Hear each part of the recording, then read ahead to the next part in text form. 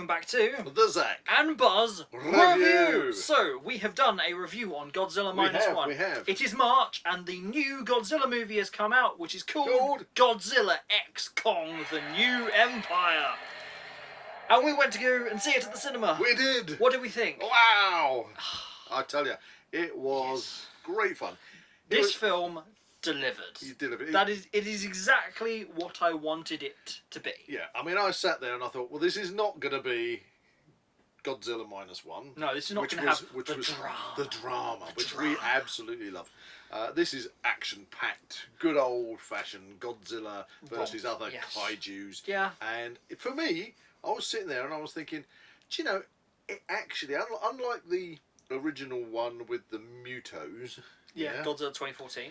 and subsequent ones. Yeah, okay, I can list them out if you wish. Yeah, go for it. Okay, so Godzilla 2014, Kong Skull Island, Godzilla King of the Monsters, Godzilla vs Kong, and then Godzilla X Kong: The New Empire.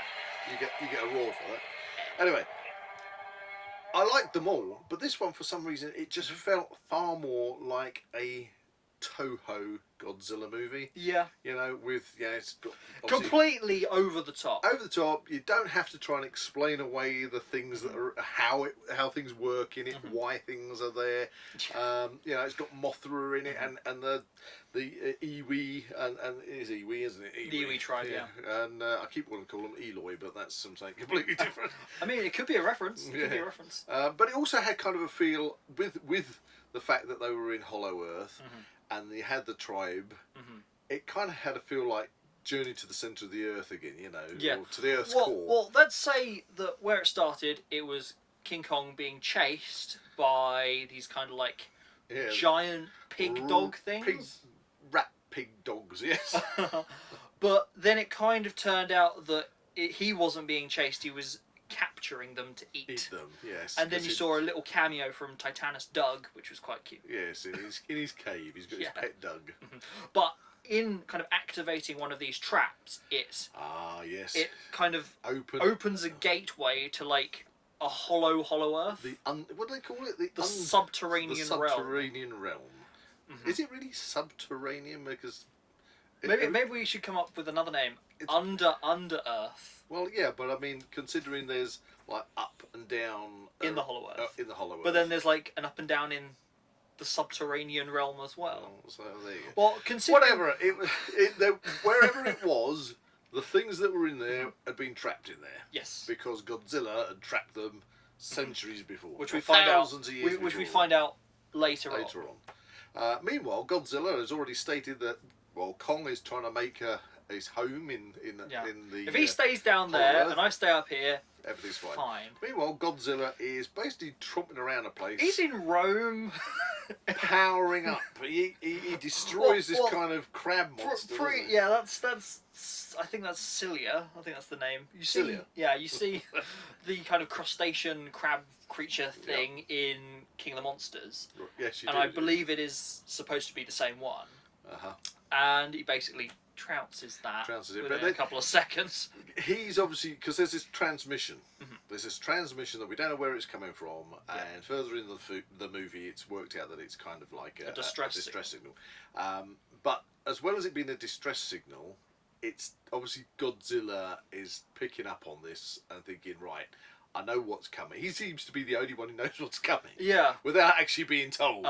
Because he's going around literally supercharging himself. Well, okay, maybe if we approach this we'll go for Godzilla and then talk the Kong stuff. Okay. So, skipping through the movie. Up on Earth's surface. So, Godzilla's been in Rome fighting monsters. Yeah. Then he goes... As a kip in the Colosseum. He goes to France and then kind of eats a power station. Then he hoiks up to the Arctic Circle to fight Tiamat, which is another kaiju that was introduced kind of in the lore back in King of the Monsters. Yeah, and so he has a nice big bit of sushi to eat after he's done that. And then takes all of Tiamat's energy, and because of where it is, it's right in the path of maximum radiation from the sun. So he's really supercharged. He gets beefed up. That is where his colour changes. Yeah. Because Tiamat's colour is obviously that sort of pinky red. Yeah. So he absorbs that, and that's when we suddenly get the change on the dorsal fins. Yeah, and he has like a chiselled stomach. It kind of sucks his tummy in. Yeah, he's kind of like. Yeah. And he has the elbow spikes as well, which is quite cool. And since you're bringing up Godzilla, gone are the stumpy feet. Okay, that's your one pet gripe with this, that really annoyed me. It annoyed me in the original one with the Mutos because you see the foot coming down at the airport past the window, and you're thinking, here's Godzilla. Godzilla needs big feet with big claws, and it just looked like an elephant's foot, and it's like, oh, that's disappointing. But now he's got decent big claws. He's evolved. Toes. He's evolved. Yeah, and that looks far better when he's stomping on King Kong's chest, and saying, "You stay down there, boy." Okay. Anyway, so let's catch up on King Kong. So he's kind of. Oh, he's lonely. He's lonely. He's got toothache. He's got toothache. He gets kind of like a metal tooth that never really plays into the story. No, because they said he could bite through anything with that. And you think you're expecting it? Apart from obviously jumping forward a little bit, it gets sort of like looked at by Scar King and laughed at. For whatever reason, but you kind of think that yes, this tooth is going to come into play. Maybe the joke is because he obviously punches a tooth out of Scar King later on as well, so maybe that's the joke. Maybe, but anyway, he has some dentistry by a chap called Trapper. So Monarch has lost communication with Outpost 1 in the Hollow Earth, so they follow King Kong back down into the Hollow Earth and discover that the base has been attacked by some similar kind of ape with a big red bloody hand on the rock face. Meanwhile, Kong goes into this subterranean realm and discovers Mini Kong or Baby Kong, or the figure and some rather Isuko. And some other apes which look as if they've got rabies or something. Well, scabies? Scabies, yeah. What's that thing that foxes get? Where they mange. Yeah, that's it. Mangy apes. That's what it is. A big bunch of mangy. And apes. they try and murder. You mangy. They literally immediately try and kill Kong. The funny thing is he tries to make friends with Baby Kong. Suko, yeah. And it bites his finger. Which is hilarious. It's like, ow. And then the mangy apes attack. Yeah. And then there's this I was dying of laughter. It was so funny. I'm laughing now. He literally picks up the baby monkey ape and uses it as a club, and he's like slamming all the mangy apes with it, and it's like, and there's the little baby ape going just whap. It's just like, because that is something I did not expect to see, and I love that that's the way they went with it. Oh man, it's just like use him as a club. All the trailers and everything's like, oh, he's cute, they're gonna be immediate friends. But no, it's like. No. And then he tries luring him off to trap him in a lake. Yeah, with like a interesting. It's like a sea dragon type thing. Interesting note about that is you can recover, breathe. That was just such a funny scene. It's just like getting smacked around. Sorry. That's why we love this movie. Yes. So. This kind of lake sea dragon thing, I believe, is some kind of homage to the original villain from Kong Skull Island that they never used. It was going to be like a serpent dragon thing. It kind of reminded me of Manda a little bit. Yeah, I mean, so did Tiamat, to be honest. Yeah, I suppose so, yeah. It was nice to see these other kaiju that we didn't see in the trailers. That's right. Because that was one thing we said going in, was I hope we haven't seen everything in the trailers. Yep. And we hadn't, which was great. And obviously the guys that we've got down there from the Monarch have got their adaptive camouflage, which means they can fly along with some of the flying kaiju that we haven't seen I think before. they're verticines. Something like that. Yeah. So we're getting to see a lot of other creatures, which is good nice. fun. You do see Warbats. Warbats, the snake flappy things from the Godzilla vs Kong that he was smashing around. But we got a few other bits down in the under-earth subterranean bit as well. Yeah, it's a bit grungy down there, isn't it? The Monarch team are following this signal. Oh yes, the signal. Which is where they discover this shrine to Mothra. Well, is it? It's a bit bizarre because it's like, she says the signal's coming from that ridge up there. This is your other gripe. And then and I know know I should be suspending my disbelief with this stuff, and that's fine. But they like, it's up there at that ridge, and so they land the ship, and then say, now we've got to trudge 2 miles to get to where we got to go. When later in the film they just fly a ship there, and the tough guy that's with them, gets eaten on the way by a tree. But yeah, that's right. And then the guy has to go back later to get that ship, to go and get the basically the verticines, or what they called. What they called. The power glove. The power up. The beast glove. But what do you call it? Project Powerhouse. Project Powerhouse. Yeah. So he goes to get Project Powerhouse, which is this iron gauntlet that we've seen in the trailers with Kong, which happens to have been taken down to Hollow Earth, and because Kong at this point meets the bad mangy apes and Scar King. I love the fact that they'd obviously been like trapped in this kind of like fiery realm place, but the apes have been subjugated by Scar King to kind of like dig and stuff. I don't know what they're doing. They're just moving rocks around. Maybe they're just kind of making that big waterfall, lava fall of. So to keep Shimu trapped from the story, from the Iwi, him and his army get trapped in there because they want to take over the surface. They want to get up to the surface. So I assumed all the efforts for all the centuries that they've been in there would have been digging to get out, but they don't seem to be doing anything apart from moving rocks around in a pit. But anyway, you saw like ape heads on spikes as well, which I didn't expect to see. Yeah, so obviously Scar King runs a tight ship down there. Yeah, and doesn't take any nonsense. But when it comes to Kong turfing up, he's like, "Hello, who's this?" And Kong, that mangy ape comes up to him and starts going, "Oh, what you doing here? I'll grab you. Use up," and it's like, boom. That was funny. Just punches him out. That was funny. And then Scar King then decides to get off his throne, doesn't he? Yeah, because by this point, the baby Kong has kind of grown to like Kong.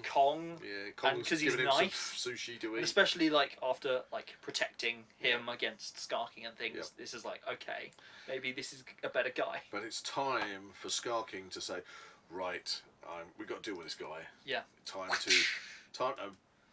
move a big rock, stop the lava flow, which then reveals Shimu. Which is where we reveal this other massive kaiju that we kind of anticipated because of all the toys and merchandise and things. We've seen the toys. King Kong manages to block the ice blast, but he does get an injured arm. He gets frostbite, which is where he kind of gets the glove. So but that's the thing. When he escapes and gets back to the Iwi, and then they go and get Project Powerhouse. Yeah. Funnily enough, it's got these massive vats. Considering the size, it's got 3 massive vats of injection to go into it, which is going to cure the frostbite. Why would you build that into a glove? Well, maybe the vet guy, Trapper, because he was a kaiju vet. He was actually my favourite character. he was funny. Maybe he put that there. I have no idea. I'm stretching my belief here, but that's what I mean. We don't have to care. That is not what we want. We didn't want believability from this film. We wanted fun. This is like the old style, Mecha King Kong kind of movies where you don't need to know why why they've got it like this. Just because, okay. It's just fun. So King Kong then needs to go up to the surface to get help from Godzilla. Yep. Who is now supercharged. So Godzilla is really supercharged. He appears in Cairo. And Godzilla appears on top of the Gibraltar Rock. Dives into the ocean. That's it. Yeah! You only live once! Yeah. Where's me? Roar gone. There it is. And so they're roaring at each other across the planet, cross from Gibraltar to Cairo, and this is the funny thing because then that's when Godzilla turfs up and Kong's going hey man, dude, chill. I don't want to fight. Whap! Bigger problems, and then Godzilla just smacks him, and then a fight ensues. He does get a few good licks in, Kong. But then let me put it right. Godzilla's literally kicking his ass, Okay, and then Kong decides it gets that opportunity to punch him with the power gauntlet, you know, and he does it all boom boom, sort of like go to sleep, go to sleep, go to sleep, go to sleep, doing the Hulk Buster, the Hulk Buster bit, go to sleep, which is hilarious, and then he starts dragging Godzilla towards the portal, at which point Godzilla's spinal is going, and you're thinking Godzilla's just like. Why are you doing this again? And then Kong realises what's going on, and this is the most hilarious bit of this fight. Is that King Kong is literally like, "Oh shit!" and run like mad, and he's dodging around all the pyramids, and he's like, "Oh crap! They get blasted." And Godzilla is obviously throughout this movie, Godzilla is just so alpha, just World Heritage gold. He just cannot be beaten by anything. And like Kong's thought, well, I've got a couple of good punches in, but crap, I've got to run now. And it's like, and just as literally Kong's going, oh god, I've lost it now, and Godzilla gets pushed out the way, zapped out the way by Mothra.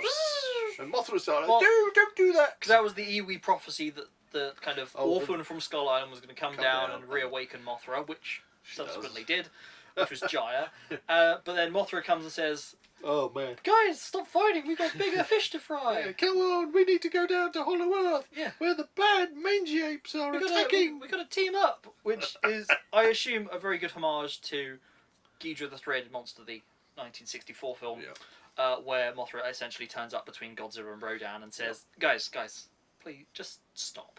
Just please, just come on. Calm it. We've got to deal with this. We've got to deal with this. Mothra is the, chill factor. The queen of the monsters. There you go. So anyway, they decide to go down. They pop down to is it the Hollow Earth within the Hollow Earth in the Hollow Earth? The Iwi. Because they have their own. They're shielded. You see Mothra actually repairing it, don't you? This kind of force field, and they call it like a biometric force field. Something like perhaps that was actually originally built by Mothra, because Mothra is obviously repairing it. They could rip it apart and it would close up again, wouldn't it? Exactly. So they're going to have this punch up down there, and then they lose. Gravity goes haywire. Yeah. So we have a wonderful little sequence with them all. Well, they introduced the fact that they can obviously move, affect gravity with moving the crystal pyramids and things. That's right. Gravity was different back then. Zach. Or down there. Or down there. Yeah. Well, I mean, considering going up to the surface, it was where the pyramids were, and they had underground crystal pyramids. Who knows? That's how the pyramids were made. The pyramids, well, I always say so Shimu, Scar King, and obviously he has a load of ape buddies. They're all having a punch up with Godzilla, King Kong, and Mothra. And Shimu. So Godzilla is basically having to deal with Shimu. King Kong's dealing with Scarface. Scar King even. Scarface King. Scarface. He's only become an Italian mobster. So... my name is Scar King. Scar King. I got a magic whippy stick. Whippy stick with a crystal on the end. Because that's the thing, he's got this crystal on the end, which for some reason affects Shimu and causes Shimu pain, and that's how he controls his Shimu. I didn't know, Shimu had a lot of these dorsal spines on, so I didn't know whether this thing had actually been removed from Shimu originally. Could have been. For some reason there was some kind of telepathic crystal wand. Communication behind it. But anyway, so Godzilla's dealing with Shimu, and then this other bad mangy ape is having to go at little mini Kong. Suko, and it's all good fun. But then it's time they accidentally seem to get whisked up to. So they had a couple of minutes of zero gravity fighting, which was just mad. Oh, that's it. You're right, because then that's when the guy with the adaptive camouflage trapper. Yeah. He comes back after sort of herding up the verticine. Yeah. So with he mentions previously that they can deal a massive bioelectric shock. That's right. Which obviously messes with Scar King and everything, and the resulting fight is really quite the spectacle. Yeah. But that's when the effect of the gravity change then ceases. Yeah. But then they all kind of fall through. Yeah, they fall through the portal. One of the vortexes to go back up to the surface. Which is where Scar King, Shimo, Godzilla, that's it, and King Kong and Suko. It's Rio de Janeiro, isn't it? It's Rio de Janeiro. And it's suddenly all the sea and all the people in their bikinis, it all goes cold. Yeah, freezes up. Shimu, yeah. And come on, let's start the next ice and then age. we get the final big battle, don't we? Yeah. And it is a good bit of fun. It's just another massive brawl fest, isn't But that's the thing. That's the difference. That's why poor old King Kong really has got no chance of beating Zilla, because Shimu blasts Godzilla at one point. Yeah. And freezes Godzilla's head and everything. Yeah, I mean, yeah, it literally freezes up. And then Godzilla just like, goes, oh no, boom, and just blows the ice off. Whereas previously, not an indirect blast to King Kong's axe caused such a pain and suffering to his hand. So I think we're pretty safe with Godzilla. Yeah. He's the man. I mean, considering none of this would have happened if King Kong hadn't have accidentally made a trap. Opened this trap trap to this other realm. Yeah. It's all King Kong's fault again. Yeah, he was just really unhappy. He wanted to make some friends. But anyway, ultimately, they have this big old punch up. Yeah. It goes, these buildings are flying backwards and forwards. King Kong's punching buildings. Godzilla's smashing buildings. It's just such fun. It's what you want. It's exactly what you want. And then Baby Kong comes in and saves the day. Yeah, he brings the axe. Because the axe has been accidentally, airplane, what is it? Stuck in the wall just as they're going up the portal. But Baby Kong spots it, manages to get it out the wall, zips up to the surface, and manages to. Well, you think he's going to give it to Kong, but he doesn't quite get there. But what he does, he's so angry at Scar King that he sees that the crystal's been detached from his whip. Because didn't Godzilla bite the whip? Yeah. He's like.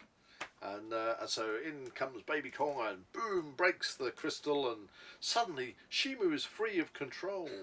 And then poor old Scar King gets literally his ass handed to him. It's like smack, smack, smack, smack. Because I mean, he was a skinny thing anyway. It wasn't really threatening. I mean, when he's standing next to Kong is a uber buff. I am world's strongest ape. That was it. And Scar King is just like a skinny thing. But anyway, his tactics are kind of like his agility. That's because he kept doing flips and things. Yeah, because he knew that he mustn't get hit by Godzilla's atomic blast, because that would have been the end of him. So, but he's nimble. Let's put it that way. He's bouncing all over the shop.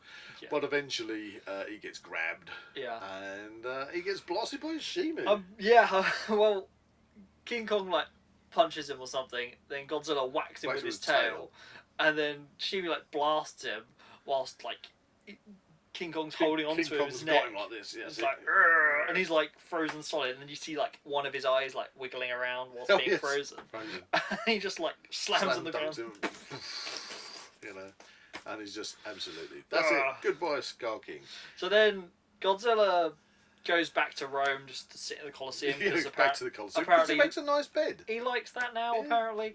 Shimu and King Kong and Suko go back down into the subterranean realm, which is in the Hollow Earth, to kind of free the apes. And the thing is, Kong's sensible. Kong walks next to Shimu. We reckon that the reason Scar King might have been so angry is he kept trying to ride Shimu. And Shimu's got very spiky dorsal fins, so maybe that's why he was really angry, because he was got a very, very sore bum. So there we are. Frostbite, that's it. I was always told as a kid, don't sit on a cold step or you get piles. Maybe that's what the problem was. Spending too much time sitting on top of Shimu. So he's now King Kong, okay? He's got all these... Oh yeah, he's got his buddy. He has a new empire. I didn't actually see if they didn't... when you saw those mangy apes, did you see any that actually looked like female apes? Well, you can assume that the one that Scar King kicked into the lava was Zuko's mum. Was it mum? I thought it was dad. I thought it was his mum. Because if you looked in the throne room of Scar King, you saw other baby apes suckling, I think. Were they? Oh, well, they are. I'll have to watch it again. King Kong has actually got some lady apes I think the insinuation is that Scar King's the dad, because he's orange. He's the Baby Kong. Yeah, he's the... Well, he's orange, isn't he? He's like an orangutan. Yeah. So hey, Kong's can have girlfriends now. All the girlfriends he wants. And he's got a whole harem, and he can repopulate Hollow Earth. And I was actually surprised, because I expected Shimu to kind of stay with Godzilla, to be honest. Yeah, King Kong was giving him a little tickle under the chin, and it seemed to be more kind of puppy dog like. Yeah. You know, sort of a friendly kaiju to the apes. Well, maybe Godzilla isn't into that. Yeah, I think Godzilla's just like, no. Godzilla. I sleep, I eat, and then if anything pisses me off, I just blast it. You know? Yeah. Yeah, that's what he does. He's Godzilla. Thing to note that what I liked about Godzilla vs Kong is the fact that there were lots of references to other films in it. Yeah. Like in certain shots where like King Kong was fighting war bats, or there was like the jump off of the like big boat into the ocean. That was kind of like Die Hard and things. Lethal Weapon, where he puts his shoulder back in. Yeah. Whereas this one didn't seem to have as many like references to other films. But they did go into that chap's office. But they did go into the chap's office. The one who does the podcast. The one, yeah. What's his name? I can't remember. Can't think of his name. But yeah, he's quite funny. The Titan Truth podcast guy. Yes. And he had lots of references. If you looked around, and I didn't get too much, so I was looking more at the posters on the walls. Because they had the poster from the kid's bedroom from Godzilla 2014. An interesting, weird coincidence was the fact that his T-shirt was actually from Exterminator 2, which is a Blu-ray I got very recently, which I'm interested to now watch because of this, because I didn't quite get the... What's the connection there? Okay. I'm really interested. We shall see. Like, it's literally it's over there. Just over there. Well, there was a lot of things to see in this movie, and it's going to be a joy to watch it a second time round. So, reference to Godzilla films, however. Yep. All the Godzilla figures. They had those figures everywhere from the previous film, like around his room. That was quite fun. It's like, haha, somebody's been watching their Godzilla stuff. So I think there is a lot to see in this movie. Yeah, it's going to be epic to watch it again. As well as seeing just the epic action. I mean, it was a total action fest. It's what you expect. You don't go into a legendary movie like that, and it was without just expecting just a fight fest. Well, I mean... did you feel it had kind of also a touch of Guardians of the Galaxy about it as well? Yeah, it can be pretty weird sometimes. With all the colours, you know. Yeah, okay. I see what you're saying there. A similar thing, like Marvel films. You don't go into a Marvel film for the drama. For the drama. You've got to go into this film expecting just so much fun. That's it. Okay? And explosions. Godzilla Minus One, on the other hand... No, that was total... That was like... gritty drama and a Godzilla movie. That was an amazing feat, considering it's like... How many Godzilla films have we had now? You know. We're up in the high 30s, 40s. Yeah, they brought Godzilla in that one back to being the metaphor of the bomb.